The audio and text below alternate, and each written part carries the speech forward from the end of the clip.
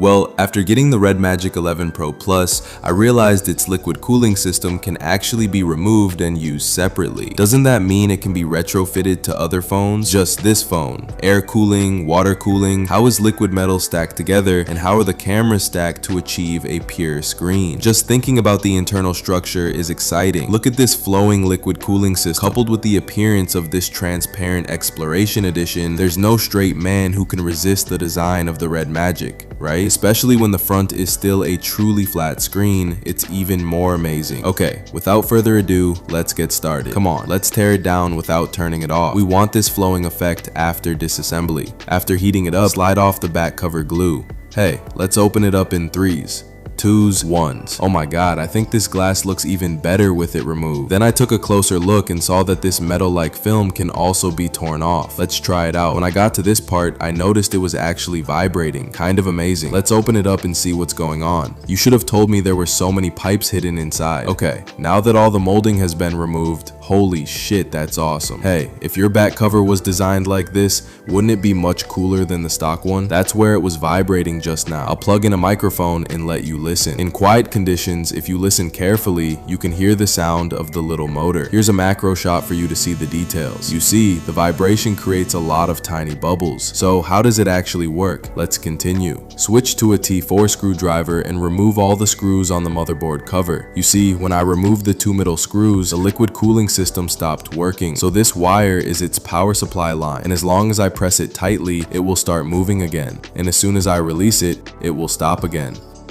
Let's remove the cover inside the phone. Remove the heatsink. This is the air and water cooling system inside the RedMagic 11 Pro. If you look closely, you'll see that the wireless charging coil, air cooling, and water cooling are actually separate. After trying to disassemble them, you'll see that they are indeed 3 independent systems. The cooling air duct primarily dissipates heat from the motherboard's SoC area on the back, while the VC liquid cooling system on the front handles the display. The water cooling system primarily cools the battery, but they're not interconnected. Hey, someone smart enough should have figured it out. Simply power this water cooling system and it can be directly retrofitted to any phone. Isn't that perfect? So what phone is this water cooling system suitable for? That shape and size is so hard to guess. Turning over the back of the water cooling system, you'll see this little yellow thing. That's the little vibrating water pump I touched earlier. Its scientific name is a piezoelectric ceramic micro pump. This little thing was also used in Huawei's previous liquid cooled phone. I looked up the principle behind it. Simply put, it's a ceramic micro pump. When powered, it contracts very quickly, creating a pumping effect. Let me demonstrate. See, the pump is right here. I just need to press it. See, the water starts moving. If I press quickly, the liquid inside begins to flow. If you have a massager at home, you can take it apart and try it yourself. This liquid cooling system doesn't use water, so there's no need to worry about leaking out and short-circuiting your phone. The liquid used is actually fluorinated liquid, the same type used in servers.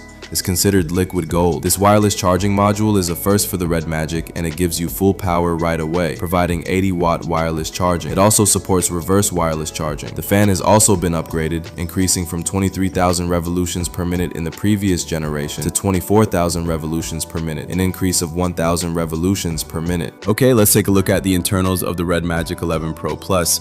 With a score of 91, how would you rate it? Needless to say, this phone is incredibly sophisticated compared to regular phones.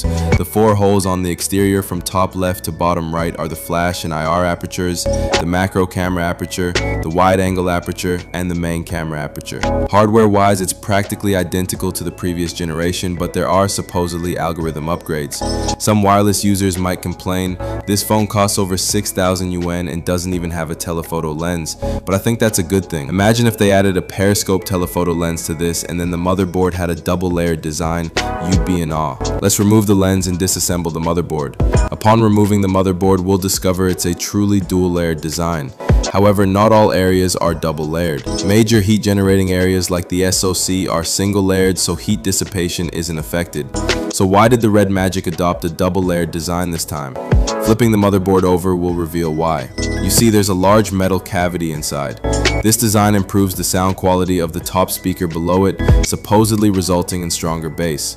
This design is a complete novelty for me on a phone. The processor is the 5th generation Snapdragon 8 Elite as indicated on the casing. Removing the top speaker reveals an AAC Technologies 1015A. Combined with the metal cavity, the performance is significantly improved. A closer look reveals a tiny piece of material hidden beneath the VC liquid cooling thermal grease. This small piece is a composite liquid metal. Its surface dissolves slightly when heated, providing excellent heat dissipation without the risk of volatile heat transfer and corrosion like regular liquid metal. It incorporates all 4 cooling methods: air cooling, water cooling, VC liquid cooling, and liquid metal. Removing the battery reveals a whopping 7,500 mAh battery manufactured by Dongguan Jinengde. The more significant change is the switch to a single-port, dual-port design, which not only speeds up charging but also extends its lifespan. I tested it, and using the included 120-watt charger, it charged to 96% in an hour, which is quite fast. On the side of the phone, you can see a small microphone, 3 microphones on the top, bottom, and back. This design makes greetings to much clearer, which is a really thoughtful touch. Now let's remove the charging port. The bottom speaker is an AAC Technologies 11,151 speaker, an upgrade from the previous generation 11,150K. Remove the charging port board. Remember to remove the left touch button cable when removing it. The charging port now operates at USB 3.2. Remove the bottom motor. It uses a 0815B specification motor. Their supplier is relatively rare. Okay, this is the internal family photo of the RedMagic 11 Pro Plus. Come, let's restore the phone. I really think the upgrade of this RedMagic 11 Pro Plus is quite big. The gaming configuration is also directly maxed out, but the price is only $6,499, which is quite stressful for students. If you are on a tight budget, you can actually take a look at the previous generation RedMagic 10 Pro Plus, which has the same razor-sharp transparent appearance, Snapdragon 8 Elite processor, 7,000 mAh large battery. Okay, let's put a sticker on it at the end. What else is there to put on it? Just put it on the back cover with this shape.